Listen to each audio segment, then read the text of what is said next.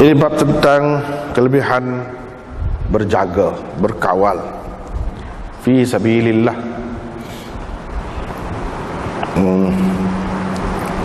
di jalan Allah, berjaga di jalan Allah Azza wa Jalla. Imam Abu Dawud dengan sanadnya meriwayatkan daripada Sahal bin Al-Hanzaliyah, kata beliau, mereka, yakni para sahabat, berjalan bersama dengan Rasulullah sallallahu alaihi wasallam, bersama-sama dengan Rasulullah sallallahu alaihi wasallam pada hari Hunain. Mereka atnabu as-sayr, mempercepatkan perjalanan, sehingga apabila tiba waktu petang, saya bersembahyang dengan Rasulullah sallallahu alaihi wasallam. Lepas itu ada seorang lelaki yang berkuda datang. Dia berkata, wahai Rasulullah, sesungguhnya saya telah pergi ataupun berjalan di hadapan kamu dan telah naik ke bukit sekian-sekian. Saya dapati orang-orang Hawazin ala bakrati abaihim, semua sekali dengan perempuan-perempuan yang menaiki segeduk, berada dalam segeduk di belakang unta, binatang-binatang ternakan mereka, dan biri-biri atau kambing-kambing mereka. Ijtama'u ila Hunain, mereka sudah berkumpul, pergi untuk berkumpul di Hunain.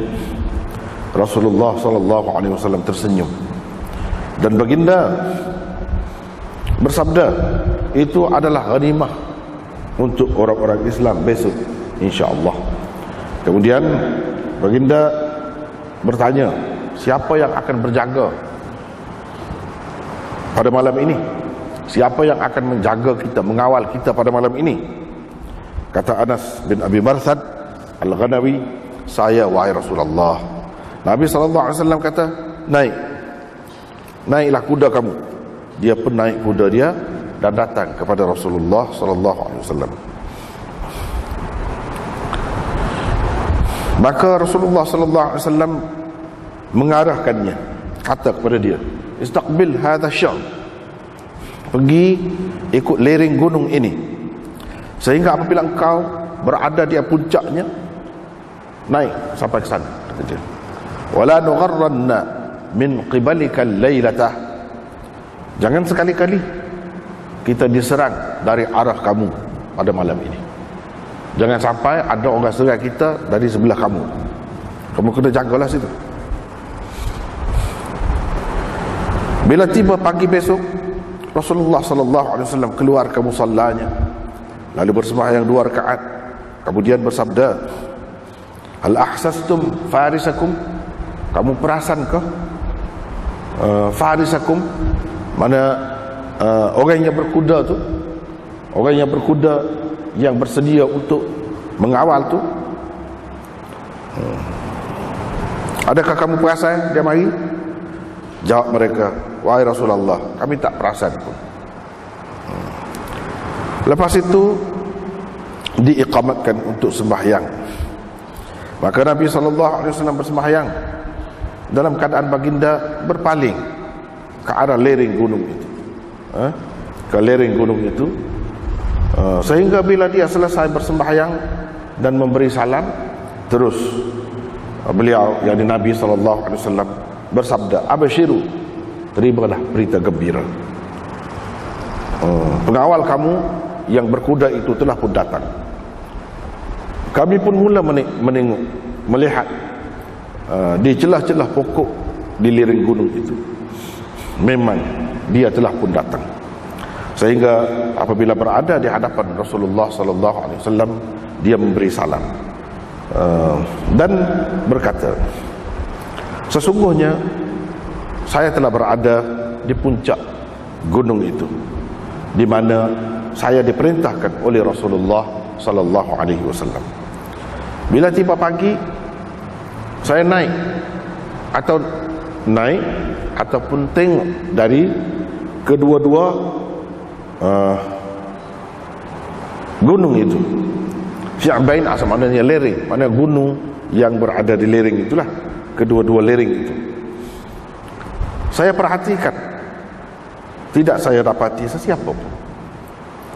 Maka Rasulullah sallallahu alaihi wasallam bertanya dia, malam tadi engkau turunkah?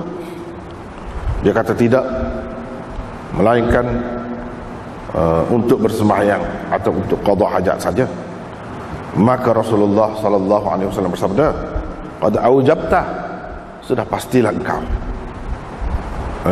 sudah pastilah engkau, yakni mendapat apa? Mendapat syurga lah.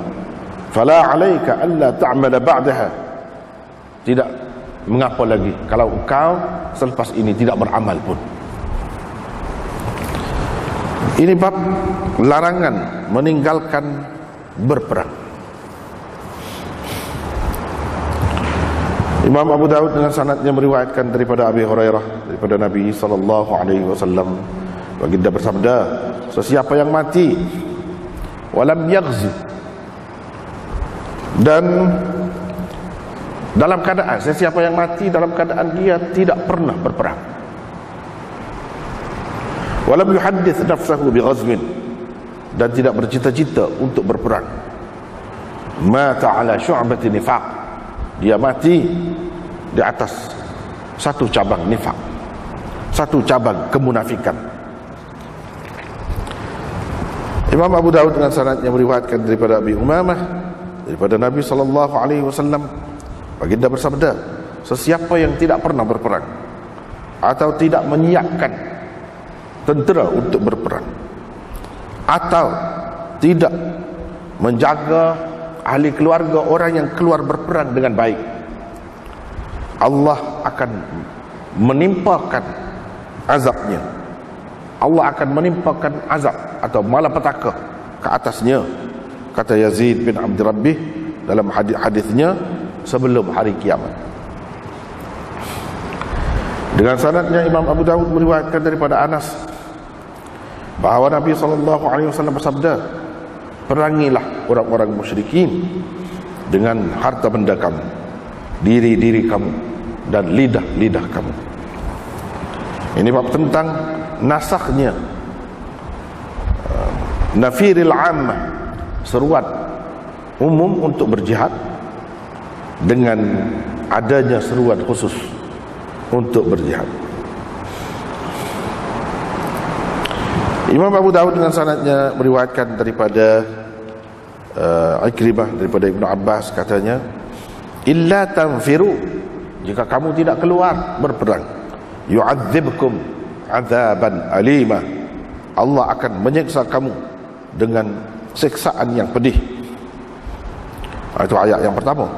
Ayat yang kedua, wa ma kana li ahli al-madinati, wa ma kana li ahli al-madinati wa man hawlahum min al-a'rab an yatakhallafu 'an Rasulillah, dan seterusnya. Wa ma kana li ahli al-madinati, tidak boleh penduduk Madinah, hingga kepada firman-Nya ya'malun. Ini dinasahkan oleh ayat yang terletak selepasnya ataupun ayat yang menyusulinya, mengiringinya, yaitu wa ma kanal mu'minuna liyaghfiru kaffah. Tidaklah semua orang-orang mukmin itu perlu keluar untuk berperang. Dengan sanadnya Imam Abu Daud meriwayatkan daripada Najdah bin Nufai', katanya, saya bertanya Ibnu Abbas tentang ayat ini, illa tanfiru yu'adzibkum 'adzaban alima. Kata Ibnu Abbas, fa umsika anhum al-matar, ditahan daripada mereka hujan, wa kana 'adzabahum, itulah azab yang menimpa mereka. Sekatu dulu kita tengok semula. Ini bab kelebihan berkawal atau menjaga pasukan ataupun orang lain lah, fi sabilillah, di jalan Allah. Maksudnya di sini ialah ketika berjihad fi sabilillah, ketika berjuang dalam melawan orang-orang kafir. Tetapi istilah fi sabilillah itu dia umum. Memanglah termasuk yang terpentingnya ialah berperang dengan orang-orang kafir. Itu makna berjihad lah, fi sabilillah. Tapi fi sabilillah juga dipakai dengan makna yang lebih luas lagi. Sebab itulah kita tengok dalam syarah ni, cuba kita perhatikan dalam syarah. Fi sabilillah azza wa jalla ay fil jihad wa safaril hajj wa ghairihima. Dalam berjihad, dalam perjalanan haji dan sebagainya. Selain daripada kedua-dua tu, mana jaga keselamatan orang, jaga keselamatan orang-orang Islam dalam mereka nak buat sesuatu kerja agama. Itu jaga lagu tu. Termasuk belaka. Tapi kemuncaknya ialah jaga dalam perang dengan orang-orang kafir. Kemudian al-hars, sebelum pada ni kan ada dah fadlul ribat, kelebihan ribat.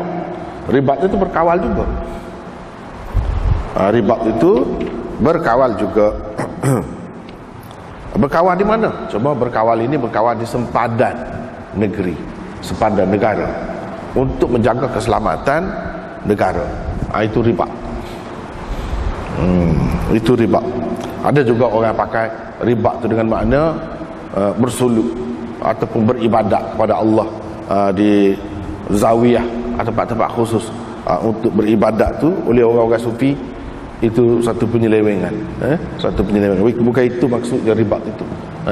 Ribat itu maksudnya berkawal di sempadan negara atau negeri untuk menjaga keselamatan negara, untuk menjaga keselamatan umat Islam. Begitulah juga dalam ayat Quran, ya ayyuhallazina amanu sabiru wa sabiru wa rabitu.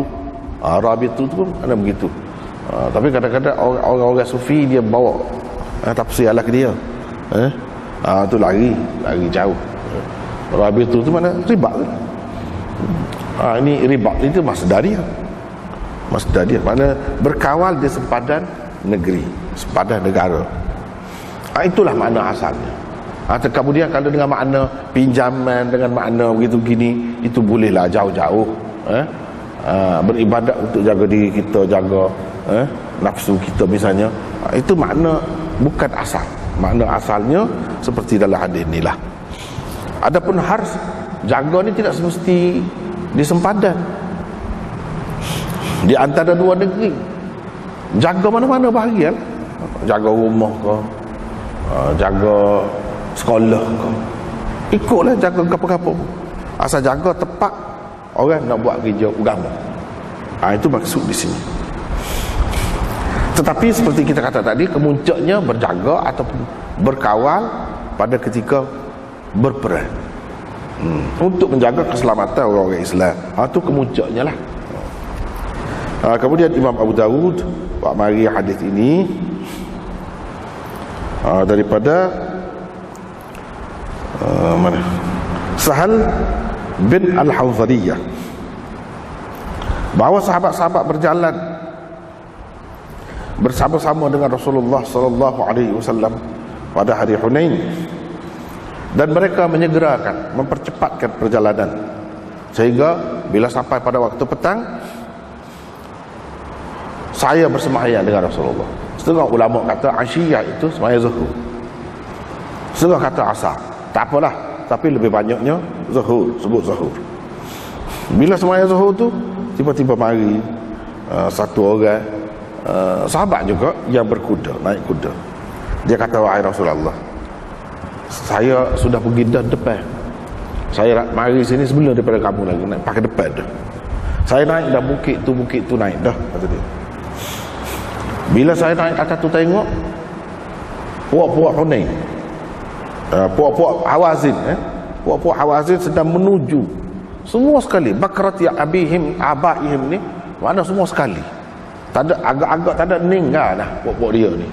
Habisnya kerah mari. Mari apa? Nak pergi ke Hunain untuk berperang dengan Nabi sallallahu alaihi wasallam lah, untuk perang dengan Nabi sallallahu alaihi wasallam. Dan perang Hunain ni ada sebut dalam Quran. Wa yauma Hunainin id a'jabatkum kathratukum. Hunain, perang Hunain ada sebut. Dan perang Hunain ini dia berlaku selepas daripada pembukaan Mekah, selepas Mekah jatuh dah ke tangan orang-orang Islam. Jadi puak-puak dia ni berangkat, bawa habis. Siapa kau orang-orang perempuan pun naik, duduk atas unta, naik unta. Atas unta tu dia letak macam rumah kecil gitu, orang panggil segeduk.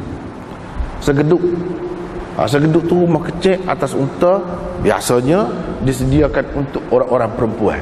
Jadi orang perempuan naik duduk dalam tu, apa dibawa lah oleh unta pergi ke mana-mana.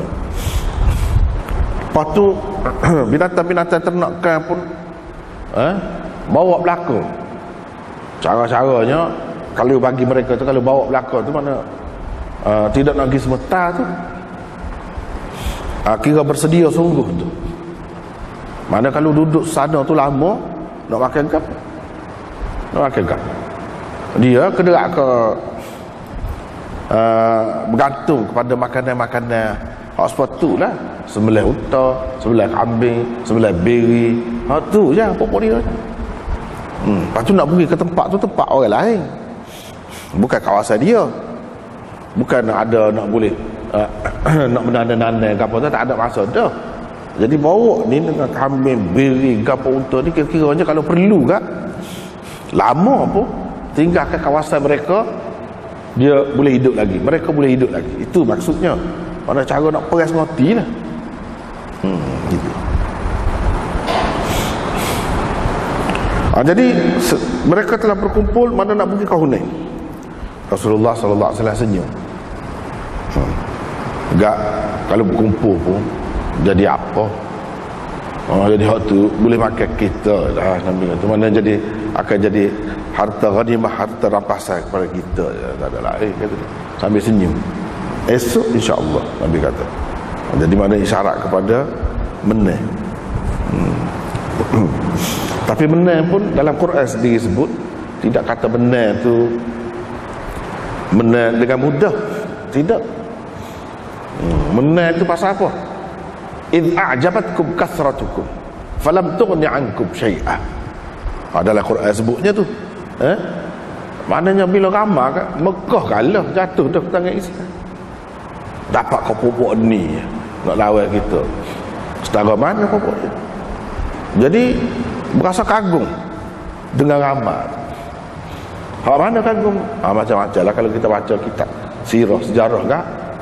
Kena tapis sikit sini ni. Macam-macam lah. Kata Abu Bakar pun cabut lari juga dalam perang Hunain. Umar pun lari juga. Adalah orang-orang sebab benda-benda lagu ni orang-orang panggil alim juga. Dia tak khabar. Dia tak khabar benda-benda cerita sirah, cerita sejarah ni banyak mengaruh. Jadi bukan gitu. Dia cerita kena tahu latar belakang dulu. Gapo-gapo ni. Barulah senang. Kalau tak tahu latar belakang, main kecek gitu ikut suruh. Ada dalam kitab kan, sudah tak boleh lagu tu, tak boleh. Sebenarnya ada yang sebut siapa Abu Bakar, Umar habis lari, tinggal beberapa orang. Tak betul. Bahkan dalam kitab-kitab tafsir yang besar-besar dia sebut Abu Bakar apa tu tak lari, duduk sekali dengan Nabi sallallahu alaihi wasallam. Jadi kita duk bawa cerita-cerita lagu tu boleh untung siapa? Tidak ada untung kita, untuk pokok Syiah. Untuk pokok Syiah lah dia kata, tengok. Ada kepatut tinggal Nabi.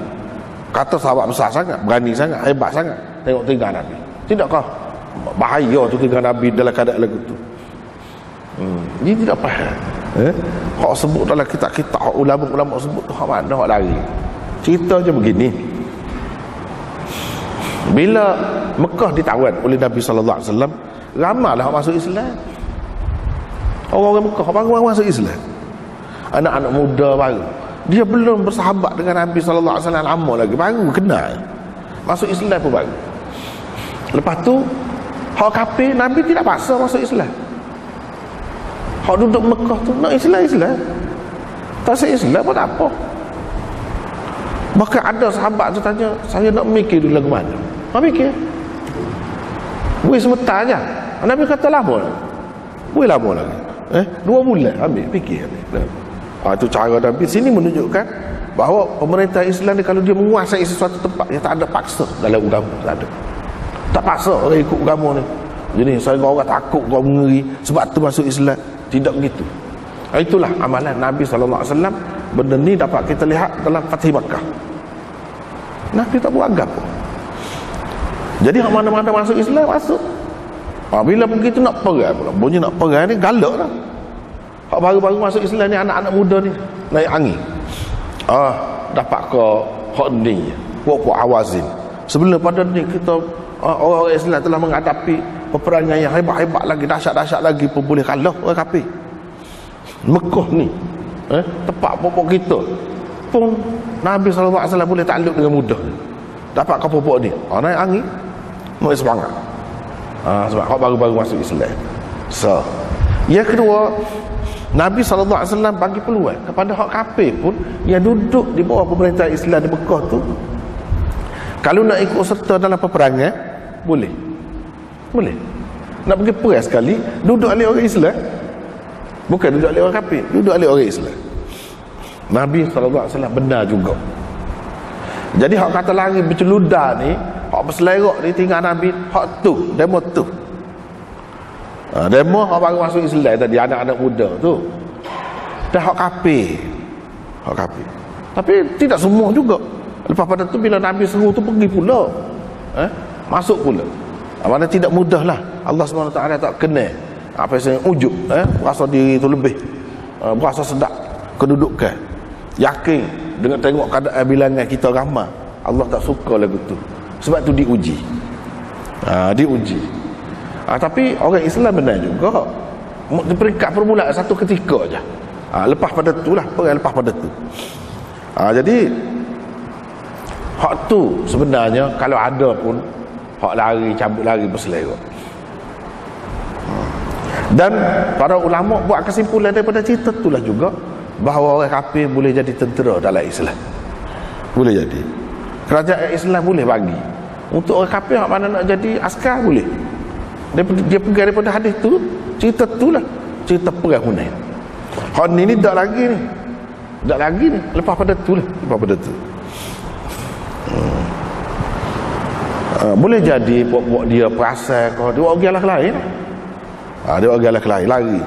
Buat lari orang kata kedudukan dia. Strategi dia ubah. Boleh jadi begitu. Jadi berdasarkan hadis ni kalau tengok tu nampak ramai benar dah. Tiba-tiba tak ada. Ke mana tak ada? Boleh jadi. Jangan kita kira orang kita saja dalam perang dia mengintiknya. Nabi suruh pergi naik atas bukit suruh tengok. Orang dia pun ada juga. Pergi tengok alik sana lagu apa ada. Ni ada juga. Kalau tidak apa-apa ya. Esok kan pergi tengok tak ada apa satu, kosong. Sahabat ni juga pergi tengok. Tak ada dah. Gimana? Kira-kira dia tahulah. Mana sebelum berlaku perang tu macam-macam sudah berlaku. Daripada situlah. Tapi sejauh mana orang kafir ni boleh dibenarkan jadi askar dalam negara Islam, hal tu terpulang kepada pemimpin negara, ketua negara. Dia fikir munasabah ke tidak. Kalau tak munasabah tak. Dan orang kafir kalau dia masuk jadi askar lah kata, dia tidak dikenakan jizyah. Jizyah ni bukan untuk orang kafir hak masuk perang. Hak tidak masuk perang, mana dia tak terdedah kepada kematian, kepada kecederaan gapo. Dia tanggung, dijamin oleh negara Islam. Baru kena jizyah. Setengah-setengah orang ni tidak faham kalau kafir tak kena jizyah lah. Bukan gitu. Bukan gitu. Dia jizyah sebagai balasan kepada jaga keselamatan mereka. Itu maksudnya. Tak apalah. Bila begitu Nabi SAW bertanya, siapa dia nak mengawal buat-buat kita malam ni, nak jaga? Tampillah Anas bin Abi Marsad. Dia kata, saya, wahai Rasulullah, saya bersedia untuk berkawal. Nabi SAW kata, kalau gitu nak pergi atas puncak gunung, bukit tu, pergi ke mai, tidak gerak nak berjalan kaki, ambil kuda pun, mari. Dia pun mari dengan kuda. Mari jumpa dengan Rasulullah SAW. Rasulullah pun kata, mau pergi ikut ni, pergi ikut lereng gunung ni, mau naik tempat yang paling tinggi, berkawal di situ, jaga situ. Jangan sekali-kali Nabi kata pihak musuh mari ikut sebelah tu, sebelah mu duduk jaga. Maknanya kalau dia mari, kamu isyaratlah, kamu bagilah maklumat kepada puak-puak kita di sini. Kau mana-mana pun kan kena bagi tahu. Kalau puak-puak dia mari kau tu. Kalau dia tak mari kau tu, tak apalah. Kamu duduk situ, jaga situ. Jangan sampai demo tu pihak musuh tu mari ikut balik tu. Bila pagi Rasulullah SAW pun keluarlah. Pokok dia ramai-ramai ni ke musalla dia, tempat semaya dia. Semaya 2 rakaat, kira-kira semaya subuh lah. Lepas tu dia Nabi SAW pun kata, ada perasan kau hak pengawal kita tu hak pergi jaga kemari, mari balik, ada perasan kau?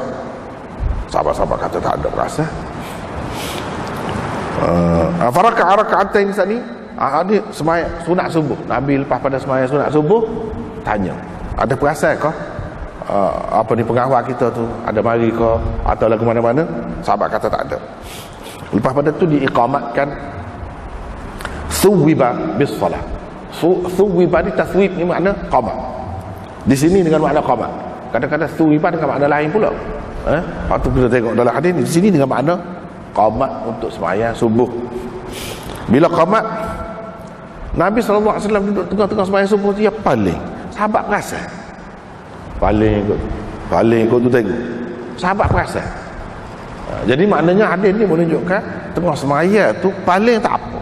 Kalau tak bolehnya pusing, dada tu tak boleh. Pusing, lari daripada kiblat. Tu tak boleh lah. Tapi kalau setakat pusing, kepala sampai ke sini tak apa lagi. Tak apa lagi. Cumanya molek kalau kita buat lagu tu. Kita buat tu apa faedahnya? Nak tengok ke apa? Nabi buat gitu, dia ada maksud dia. Tak apalah dia buat gitu. Kita tak ada maksud apa-apa ni, tak suruh buat gitulah. Tapi nak ceritanya tidak batas semaya. Benda tu mengikut ulamanya makruh kepada orang lain buat. Benda makruh mungkin dilakukan oleh Nabi SAW. Bahkan ada berapa banyak hadis yang menunjukkan benda makruh Nabi buat. Makruh kepada orang lain, tapi kepada dia tidak makruh. Kepada orang lain kan kalau tak buat apa ni, kalau makruh tu, hukum makruh tu lah. Hukum makruh kepada orang lain, kepada Nabi, mana kalau buat boleh pahala juga. Kalau kita buat tak boleh pahala, tapi tak dosa, cuma tak dosa lah. Tak boleh pahala. Tapi kepada Nabi, walaupun dia buat benda makruh, boleh pahala juga. Sebab apa? Sebab dia buat gitu untuk mengajak agama pada kita. Ada kepentingan agama juga. Nak ajar apa dia? Iaitu paling tak batas semaya. Tu pengajarannya. Faedah untuk agamanya. Paling tak batas. Kalau benda tu batas, Nabi tak buat dah. Dan kalau batas, dia berhenti lah semaya. Tak berhenti, dia terus menunjukkan tak batas, paling-paling. Tapi kalau tak ada maksud, supaya kita tak perlu. Kita pun kalau ada keperluan, tak apa. Ada keperluan. Paling tengok mana? Tengok alah keliling gunung. Adakah hak pengawal tadi, sahabat dia yang pergi mengawal tu mari dah, kau tidak? Sehingga bila selesai semaya dia beri salam, Nabi SAW pun kata, terimalah berita gembira. Terimalah berita gembira. Sahabat kamu yang mengawal itu sudah mari dah. Kami pun tengoklah kita, mana Nabi ni pemerhatian dia tu tajam. Orang lain tak perasan, dia perasan. Jauh, bila-bila duduk semaya dia tengok. Kita kata kalau kita buat gitu tidak khusyuk lah. Dengan sebab tidak khusyuk tu tak boleh paling-paling tak tergalu tu. Tapi kalau Nabi tidak lagu tu, dia boleh khusyuk lagi bila-bila lagu tu pun. Dengan sebab itu tak ada menjejaskan apa-apa pun semaya dia. Jadi tadi dia tanya ada perasan kau? Tak ada perasan. Sahabat kata tak ada perasan. Bunyi tapak kaki kau berjalan, kau bunyi kuda, kau gapo, kau tak ada. Nabi duduk perhati, kelih. Lepas tu sahabat-sahabat pun bila Nabi kata begitu pakai kelih. Kelih tu nampak sungguh memang mari. Bila mari siapa tu duduk depan Nabi SAW, diri depan Nabi, beri salam. Ini cara adab orang Islam. Pergi hilang, bila mari jumpa pula, Assalamualaikum. Itu caranya. Cuma pengajaran tu dicelah-celah tu berapa banyak. Dicelah-celah satu hadis tu berapa banyak yang kita dapati. Dia pun kata, saya pergilah ke tempat Rasulullah arahkan saya berkawal tu atas tu. Pergi naik ke tempat yang paling tinggi sekali. Bila tiba pagi, saya jenguk, naik atas dua-dua bukit di situ, tengok sana pun, tengok sana, tak ada kata. Tak ada nampak siapa. Sedangkan kemarin sebelum pada tu nampak ramai benar. Apa yang jadi tak ada? Apa yang jadi tak ada? Sama ada mereka mengambil jalan lain ataupun tukar langkah dia. Boleh jadi dia perasan dah apa dia. Sebab kata tak adilah. Jangan kita ingat Rasulullah sallallahu alaihi wasallam saja ada pengintip dia. Jangan ingat begitu, orang kafir pun begitu juga dalam perang ni. Jadi dia ada lah atas wakil-wakil dia. Boleh jadi wakil-wakil dia sudah perasan kalau ada alik sana Rasulullah sallallahu alaihi wasallam, dia lari pergilah ke lain. Boleh jadi. Lepas tu Rasulullah sallallahu alaihi wasallam pun tanya dia, "Mu turun ke mana tadi?" Mana turun? Turun tu maksudnya duduk atas kuda kan? Berkawan duduk atas kuda lah. Turun ke mana tadi? Turun tu turun daripada atas kuda, bukan turun daripada bukit tu.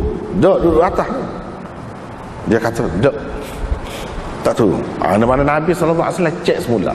Orang yang berkawal jadi pengawal ataupun pengawas ni, dia tanya pula, dia tidak lepas gitu. Dia tanya, "Turun ke tidak?" Sahabat tu kata, Anas tu lah, sahabat tu tak turun kata dia, kecuali kalau untuk semayang adalah turun, ataupun untuk qada hajat. Untuk qada hajat nak buang air lah, tu ialah turun. Kalau tidak kat duduk atas kuda semacam, duduk tengok, duduk berkawal, tak tidur lah, tak tidur. Jadi orang lain tidur, boleh tidur, dia tak tidur. Hak duduk berkawal ni lagu tu keadaan. Rasulullah sallallahu alaihi wasallam pun kata, "Qad aujabta." Sudah pasti engkau mendapat. Maksudnya mendapat syurga, mendapat syurga.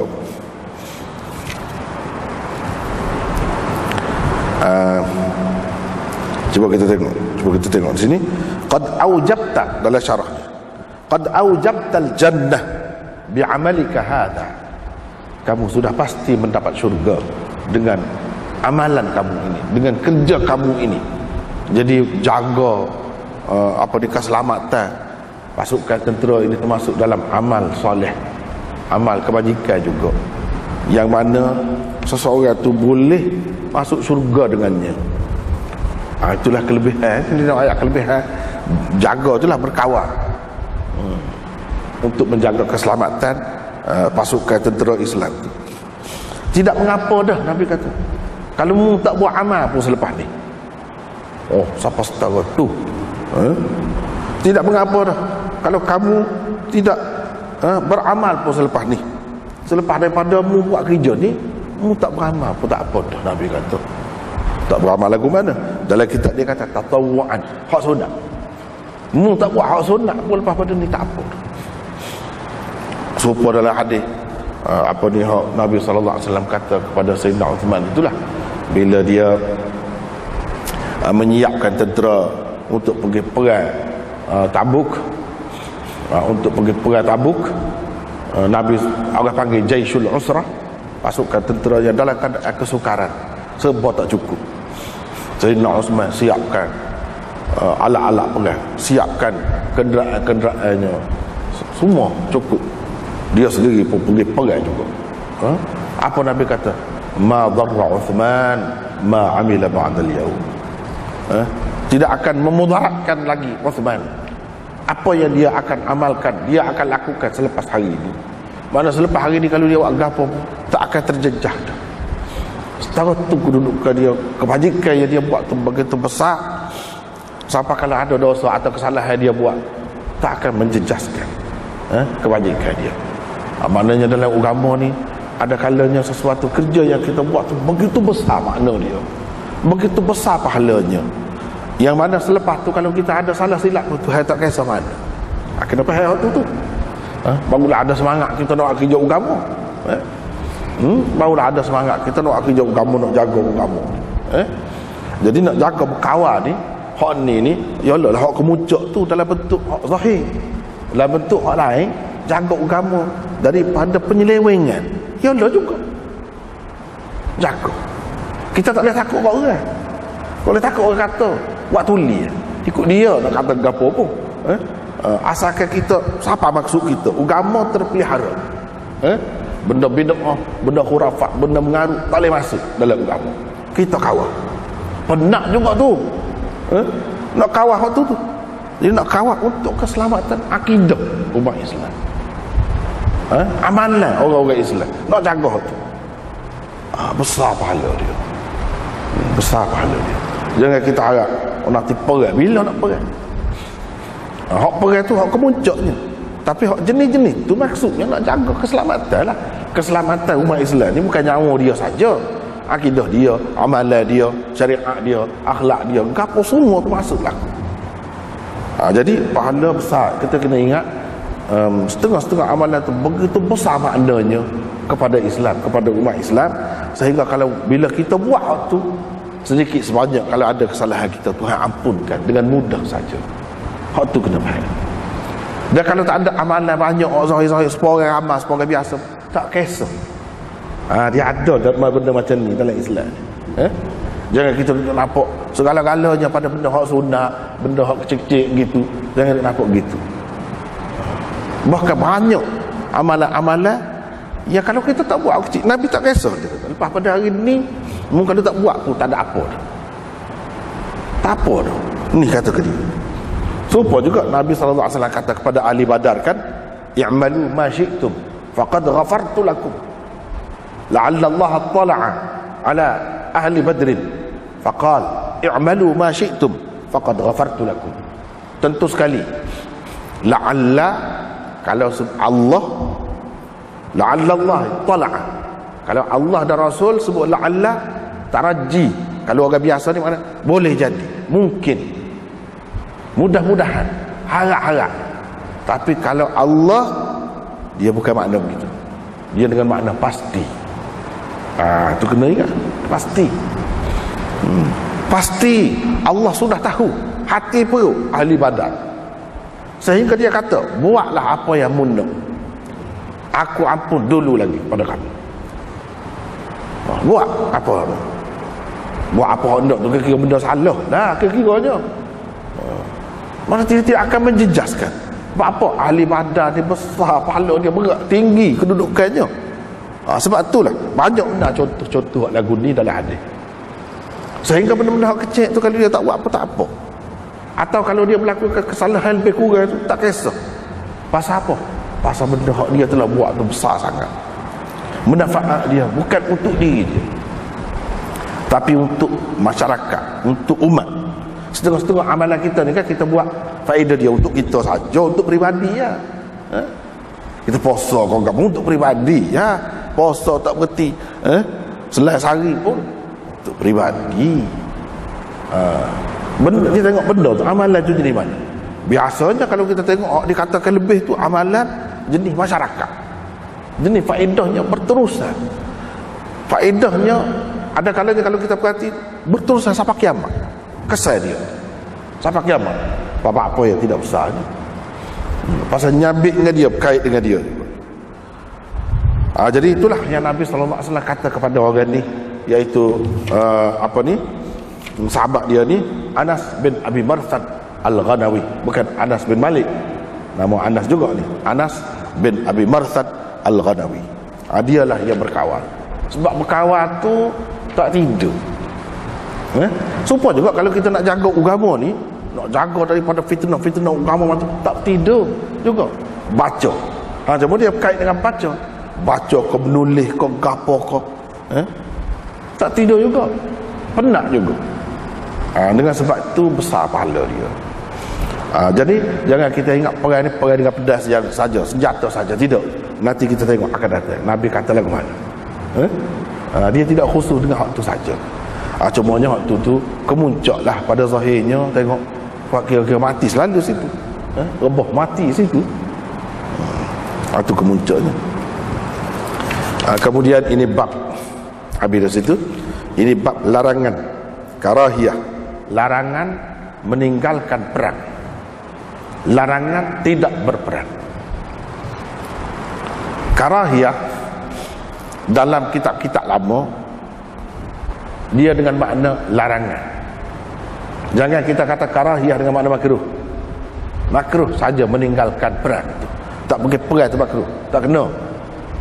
Dia kena faham bahawa kitab-kitab hadis ni adalah kitab-kitab ulama mutaqaddimin. Dalam istilah ulama mutaqaddimin, karahiyah atau karahah dengan makna haram, tak boleh, atau makruh tahrimi. Kalau makruh pun makruh dekat benar dengan haram. Itu makna karahiyah. Yang sebenarnya kita terjemah dengan makna dilarang ataupun larangan. Larangan sini, larangan dengan makna tak boleh lah, dosa. Larangan daripada meninggalkan berperang, daripada tidak pergi berperang. Nabi SAW larang, tak boleh.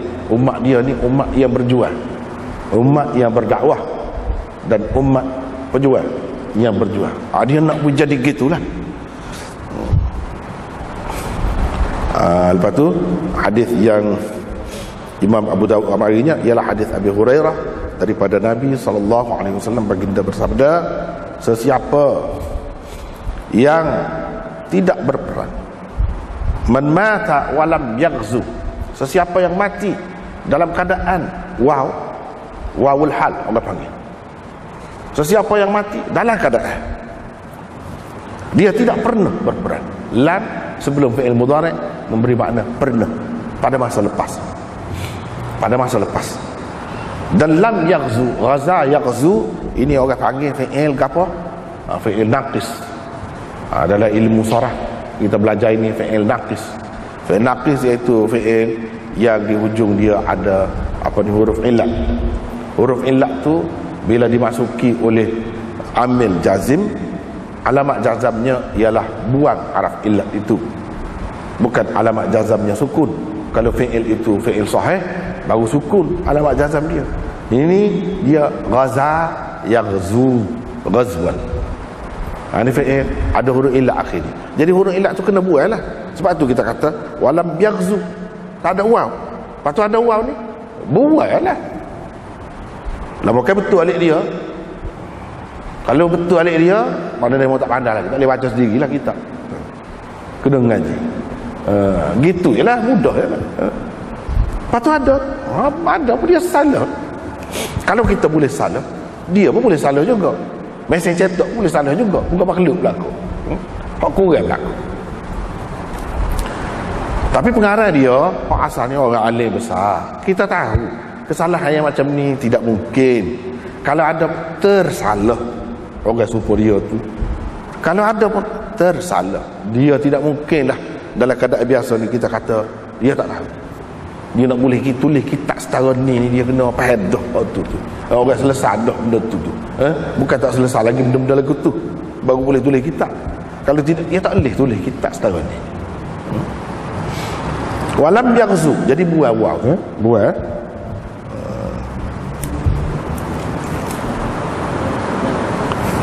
Walam yaghzu, walam yuhaddith.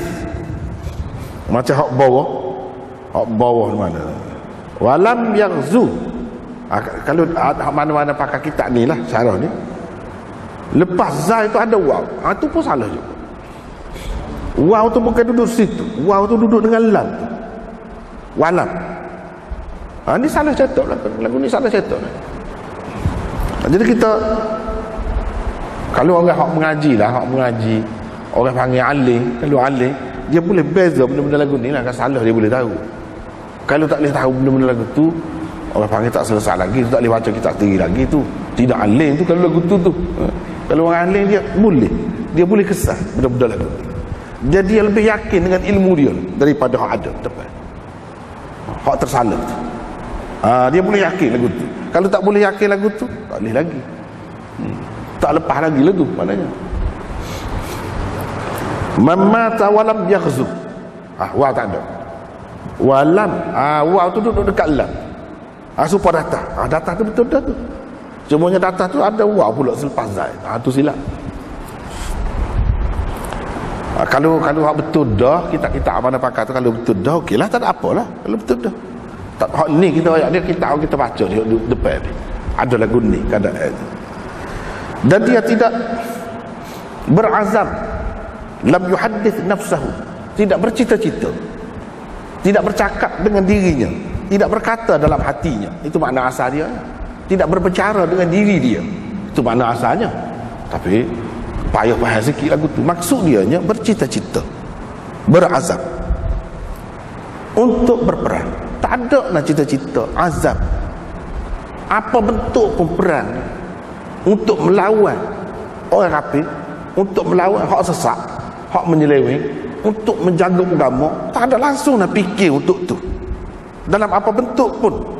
Mata ala syu'batin nifaq, syu'batin nifaqin, dia mati atas satu cabang daripada kemunafikan. Cabang munafik. Sebab orang munafik tak sih perang, tak sih, sebab dia tidak yakin dengan perang. Kalau mati-mati syahid masuk syurga, dia tidak yakin, dia tak percaya. Munafik di sini maksudnya munafik i'tiqadi, nifaq i'tiqadi, hak kafir lah hak sebenarnya. Hak sepuluh zaman Nabi kan, dia tak percaya pun pada Islam, tapi dia dakwa Islam, mengaku Islam. Yang sebenarnya dok pun tu nifaq i'tiqadi orang panggil.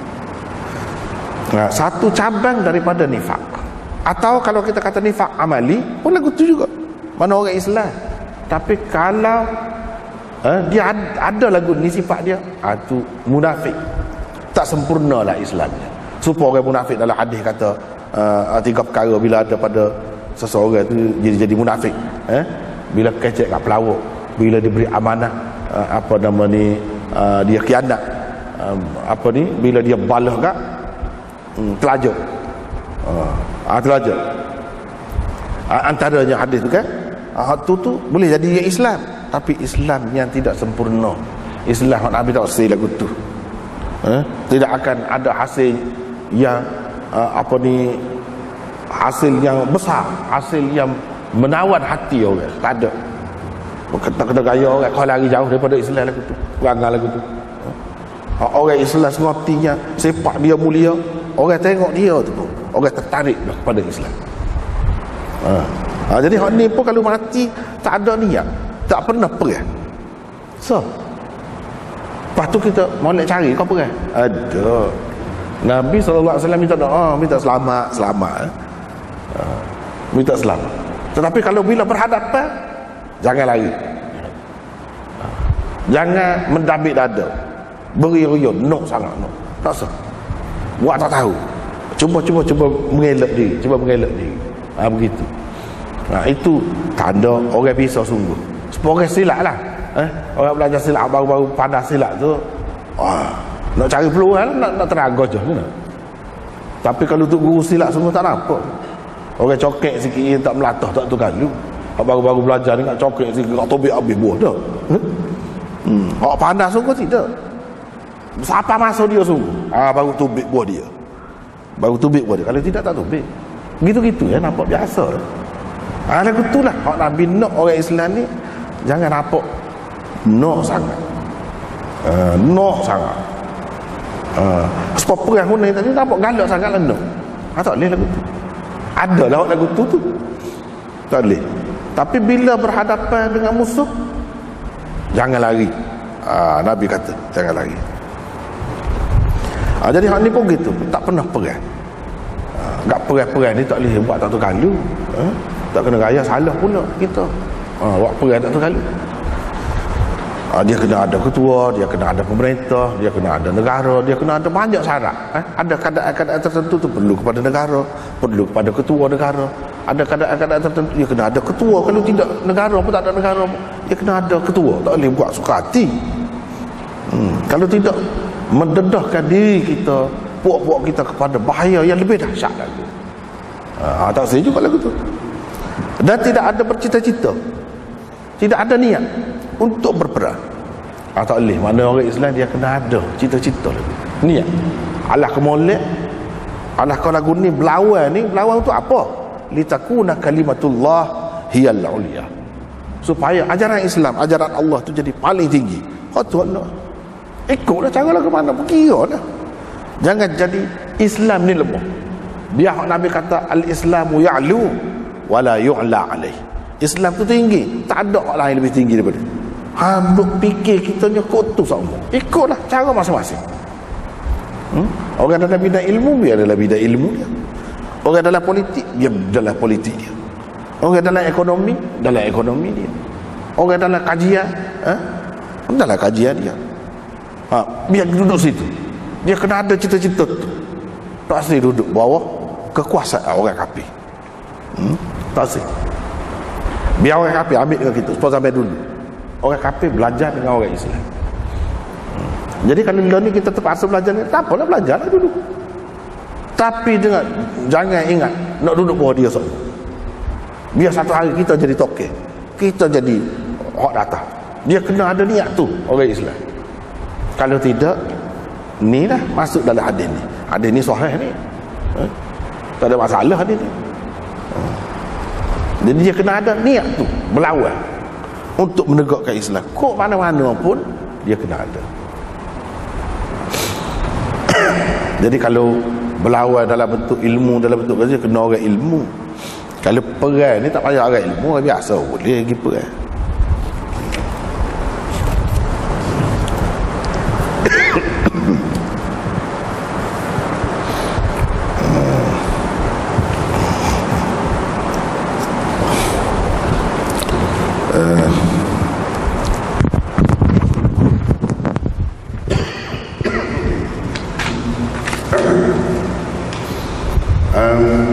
Setengah-setengah ulama kata hak ni hak Nabi kata gini ni khusus untuk orang zaman dia. Yang ada ni khusus untuk orang zaman dia sahaja. Setengah-setengah pula kata tidak, umum setiap masa. Kalau kita pakai dengan makna yang umum tadi, memang sesuainya untuk setiap masa lah, semua. Kemudian hak ni sebagai fardu kifayah ke sebagai fardu ain ke, termasuk kedua. Niat untuk perang tu, cita-cita untuk perang tu ataupun perang tu termasuk dalam fardu kifayah ke fardu ain, termasuk kedua.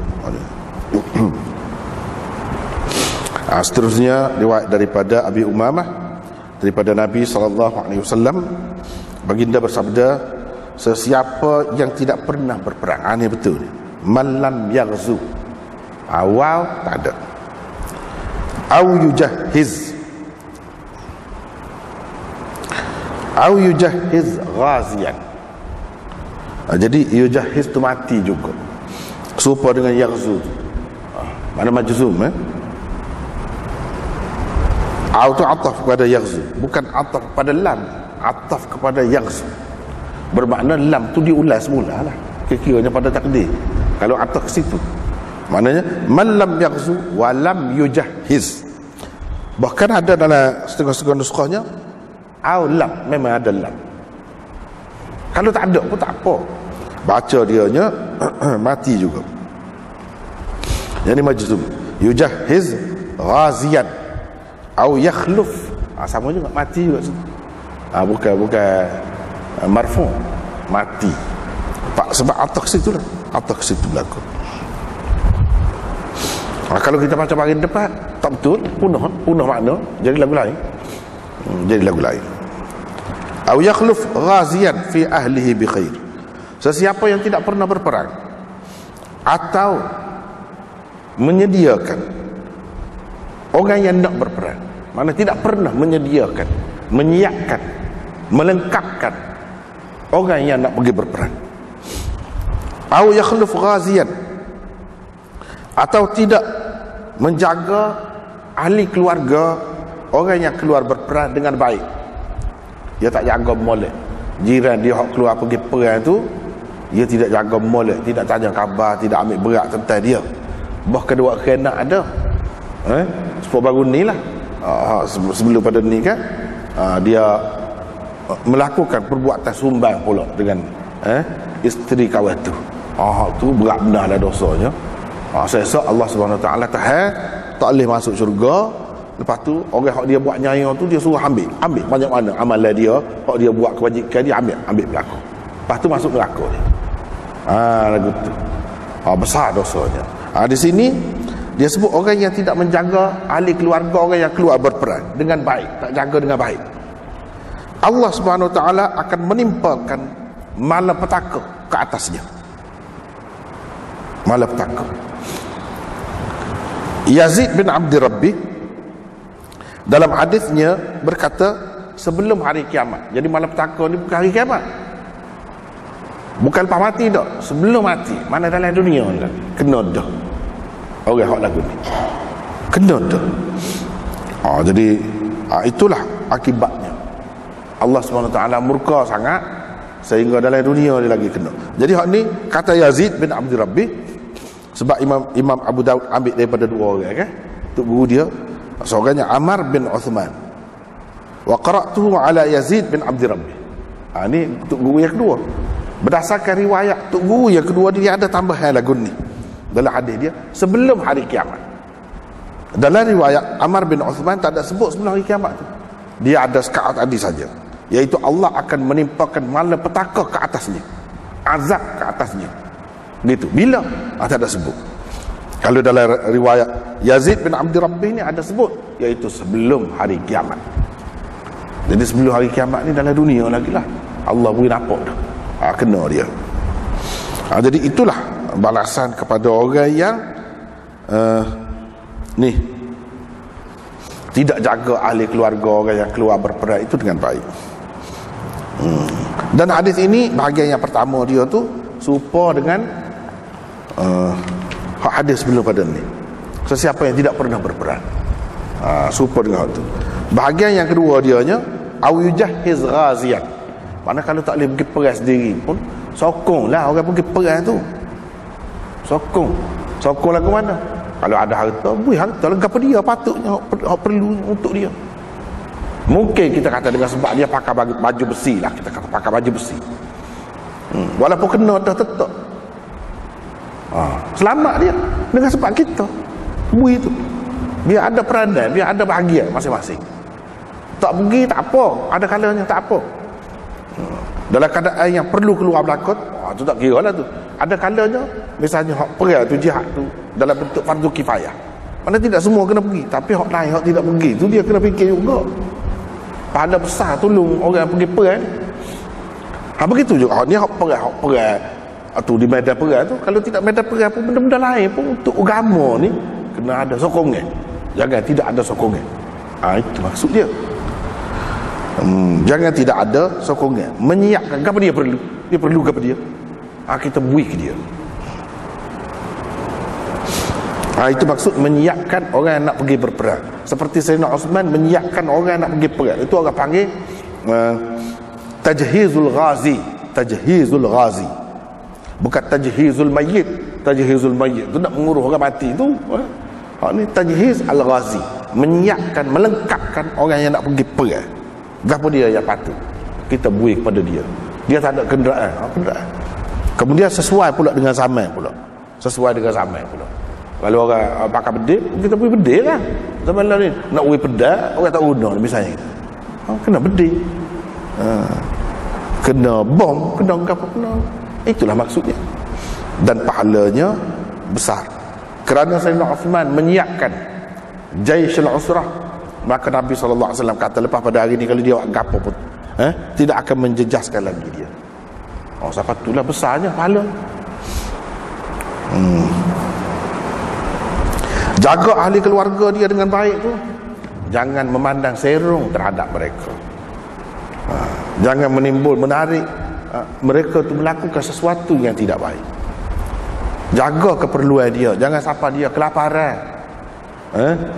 Jangan sampai anak dia tu jadi jahat. Sebab tidak terkawal, tak ada ayah. Kita ada duk kelas saja. Anak dia belajar isap rokok, kita kata kalau learn ni lah. Isap rokok, kau belajar kau tu sampai terdorong jadi teruk. Kerana kita tak cara. Tak boleh lah. Tak boleh. Kalau zaman learn ni lah, kita kata gitulah. Siapa jadi ketagih dadah pula, terlibat dengan dadah pula tu anak dia. Buat kau kita tak cara. Tak boleh lah lagu tu. Kalau learn ni lah. Begitu zaman dulu sesuai dengan zaman masing-masing lah. Cara dia cara lagu mana. Jangan siapa dia kelaparan, siapa dia jadi susah, meranda, tak ada siapa dia nak cara. Tak ada siapa dia tolong pergi beli barang kau, kita kata tanya khabar. Tak boleh lagu tu. Orang pergi perang, orang yang buat kerja agama, nak menegakkan agama, kita kena jaga, kena bela. kena tolong. Itu maksudnya sini. Hak kemuncaknya apa itu kemuncak. Imam Abu Daud dengan sanadnya meriwayatkan daripada Anas bahawa Nabi SAW bersabda, berjihadlah dengan orang-orang musyrikin. Berjihad ni, jihad ni dia tidak semesti dengan tubuh badan kita saja. Luah makna jihad. Dia bukan makna perang jihad ni. Perang salah satu daripada jihad. Bukan segala-galanya perang. Sebab kalau perang tu harb. Ni jihad. Jihad ni kita menggunakan sehabis-habis daya kita, tenaga kita, setakat kemampuan kita, setakat mana kita pesuk. Pesuk buat itulah orang panggil jihad. Itu orang panggil jihad. Kalau kita masalah fitnah, setakat mana kita boleh bui. Janganlah siapa bui siapa kita sendiri tu jadi bengkerak mampu tak boleh lagu tu. Setakat mana kita boleh bui. Kita boleh tolong setakat mana. Kita buat tu. Itu berjihad dengan orang-orang musyrikin dengan harta benda kamu. Setakat mana kita boleh bui. Harta benda kita. Kita boleh habiskan harta benda kita. Kita buat sampai kesut. Itu maksud dia jihad dengan harta benda. Sebab tu Nabi kata selalu sini, jihad ni dia bukan makna perang. Dia ada dengan harta benda, ada dengan diri, ada dengan lidah. Mana kalau perang apa lidah? Inilah makna jihad. Makna dia luar untuk menjaga agama, menegakkan agama, mempertahankan agama, menjaga agama. Biasanya kita menghadapi orang-orang musyrikin lah. Hak nak menentang kita yang kita kena hadapinya. Orang-orang musyrikin lah biasanya. Dengan harta, tapi kadang-kadang tidak begitu. Sama-sama hak mengaku Islam pun duduk berlawan juga. Ada juga lagu tu.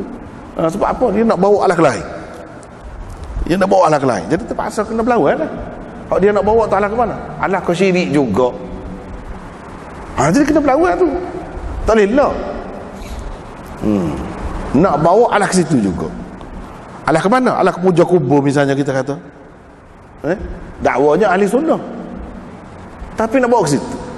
Memanglah tidak puja kubur selalu. Tidak nak puja kubur, sembah kubur selalu. Dia kata bukan pergi sembah, kita basuh. Lah orang-orang hak jadi dah tu dalam dunia ni, akhirnya sembah kubur tu mula-mula lagu mana? Lagu tu lah dulu. Jadi kena lawan. Tak boleh lah. Sebab apa? Dia pergi ke situ. Dia tak faham. Dia tak nampak lagi.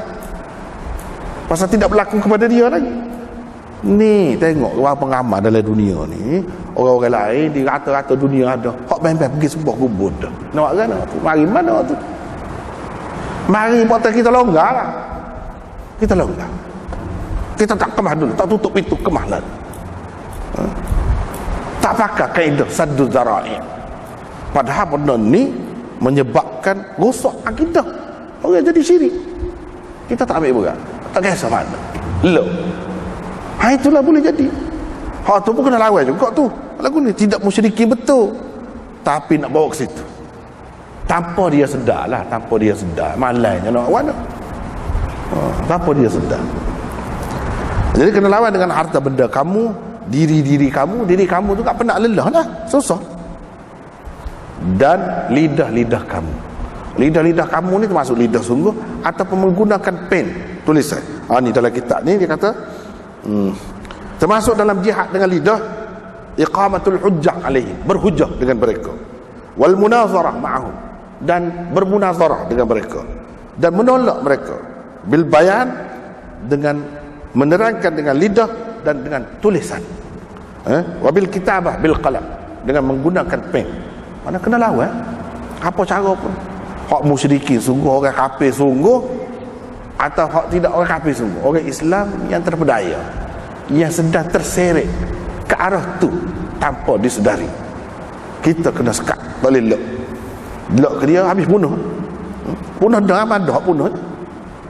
Dia tak nampak lagi. Dia kata kita tidak buat lagu tu, tahu dah waktu tu. Hak ada dah ni. Selama mana ni pergi duduk tabur bunga kubur ni, pergi duduk keliling kubur tu, pergi duduk sujud kubur tu, ada bahasa jazz sujud. Hak tu nak kan Mahiman.